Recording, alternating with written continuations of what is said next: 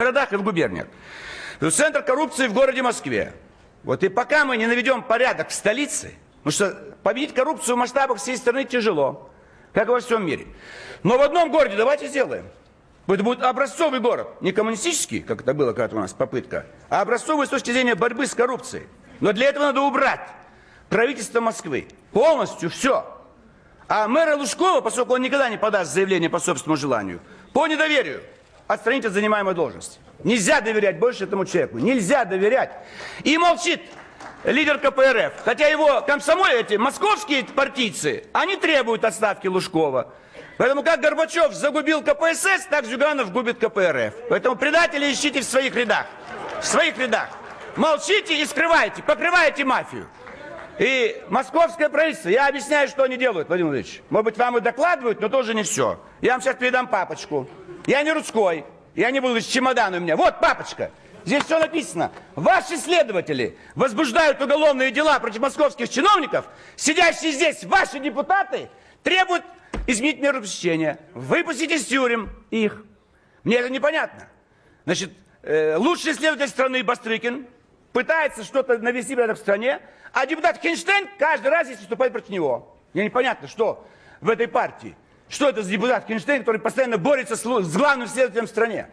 Мы, оппозиция, его поддерживаем. Не знаю, что он делает, но мы же видим, возбуждаются дела. И закрываются. И Лужков в наглую говорит, 3 дня продержалось дело. Видите, как хорошо? Что там прокурор, Бастрыкин, вся армия? Лужков командует тем, кого в тюрьму, а кого на свободу. 3 дня продержалось дело в отношении Рябинина. Главный коррупционер. Это мафия московская. Ничего нельзя сделать. Остановились все проекты. Деньги есть, рабочие есть, все есть. И когда мы говорим об обманутых дольщиках, это Лужков обманывает дольщиков. Это его министры, отвечающие за строительство, за все остальное. В этом же проблема. Они проводят аукционы, все липо. Нужная фирма дает дешевые цены, выигрывает, а потом доп. Соглашения. Повышают объемы, повышают деньги. И получается, все проекты очень дорогие. Поэтому реального аукциона, тендера не проходит в Москве. Все захватили в свои руки.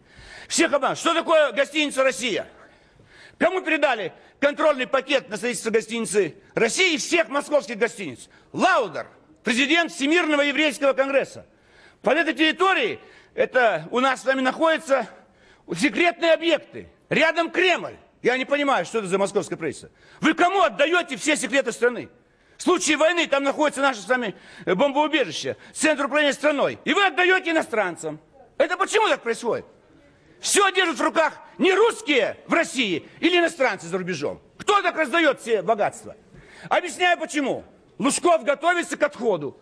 Надо подмаслить своих хозяев за рубежом.